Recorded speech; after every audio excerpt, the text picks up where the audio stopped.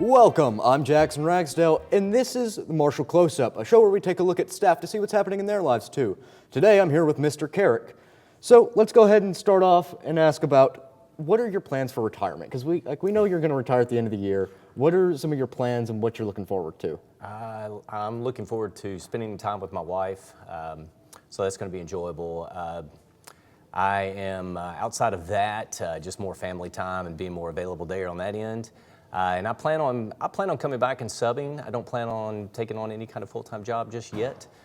So I'll still hopefully be around doing that because we'll find out if that's a fun, good gig or not.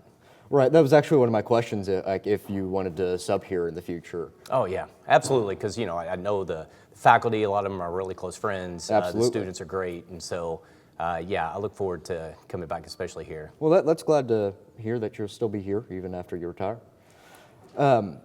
If you could go back in time, would you choose to be a teacher again? I get to ask that every single year about what else I would do besides teaching. I can't think of anything else that I would rather be doing. I don't know that I would do it differently, because I really have loved, even all the way through this year and the last days, I've loved what I do. I really enjoy it. Would you change subjects? Absolutely not. No. Really?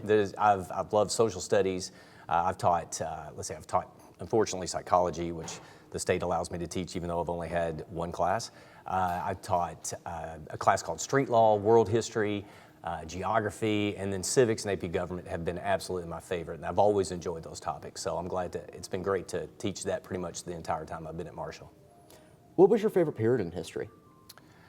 Oh my gosh. Probably the one that I go back to more often is the Civil Rights Movement. Yeah. Just really fascinated with just everything about it. And of course, it's a very dark time period in American history, leading all the way back, of course, into slavery and just that evolution and everything that happened during that time period. It's always been fascinating and really sad because of how we treat other people. I think it's just such a huge message there that continues to resonate. That has been one of my favorite topics. Is that what kind of hooked you on teaching civics and history? No, really what did it was that's what I excelled at in high school. Really? And I didn't plan on being a teacher. I tried to avoid it. My dad's in education, and that was a huge inspiration. But outside of that, that was just the area that I always excelled at. That and English, I really enjoyed writing.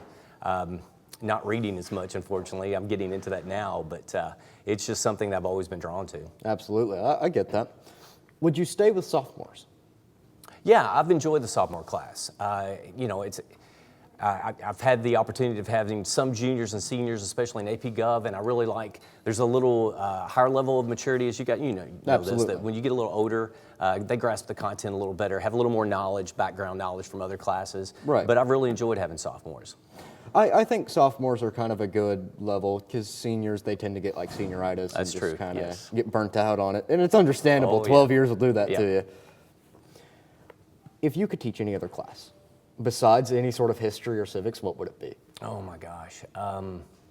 One class that I really enjoyed that was an elective, and it was also a learning process for me, was I taught a history of basically music, and it was more modern music from sort of the blues era. Really, we started off with the slave period, and music that evolved from slave period all the way into today. And I was able to teach just a few classes of that, and I just absolutely loved it because I was learning, the kids were learning. There was a lot of fun stuff we did with it, connecting it to history, and I really enjoyed that class. It was a great class. Would you opt to have that back if you could? Oh yeah, absolutely. Yes. Really? Even if you were the one teaching it? Yeah, absolutely. It was a lot of work because there's really no set content to find out there, and I had to create stuff myself. But and again, my knowledge is not like a Mr. Craig Morris, who is the genius of music, but still, though, it was so much fun to learn. Right. It's a little surprising that the history of music intrigues you, but like you said, like history wasn't, or not history, like English was never really your thing, which is a little surprising to me. Like, why is that? Like that you never got interested in, like, example, Shakespeare or anything? Yeah, like I just couldn't relate to it, and I think that was my biggest struggle. Some literature. Unless it was something relatable, that's what draws me to reading certain books, that once I can relate to it, I'm drawn to it. Music is something that I've always loved. and enjoyed. And so I think it makes it a little more relatable, although there is definitely a connection between all of it. It's just something that once, that relationship that I have and I've had my whole life, that love and passion for it, that drew me to it. Absolutely. I completely understand that. What about retirement excites you the most? Oh man, I don't know, we're definitely going to find out, because in my mind I have an idea of what it will be. I think honestly it goes back to, again, just being able to, my wife's a nurse, so she works basically 3 days a week, and she gets in a full schedule in that 3 days. She works 12-hour shifts.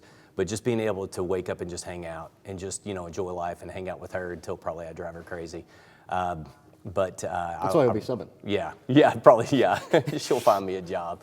But that's really what I look forward to the most, is just being able to spend time with her. And if you do get bored with subbing, you just gonna retire entirely, or do you think you'll get bored with that? We'll see. No, I don't know. As far as another full-time job, I've got two right now, 5th and 6th grader, and they're very active, with different extracurricular activities. And so I know that, I'll be taking them to a lot of different stuff. So I'm going to be busy. A full-time job is sort of out of the question. I am interested in, 2 years ago, I ran for Benton City Council, lost by 12 votes, which was a great experience. I'm going to run again. So I've become Vote for interested. Kerrick. I appreciate that. I'm interested in, local politics. I think you can really make a difference at the local level versus Absolutely. like the state and national level. It's just too chaotic and messy. But I think that those are where you can really connect and make a difference. And I'm going to try that again. We'll see what happens. If not, I'll find something to do. I'll get involved in something, I'm sure. Absolutely. Well, it seems like you like to stay pretty active. You don't like to wait.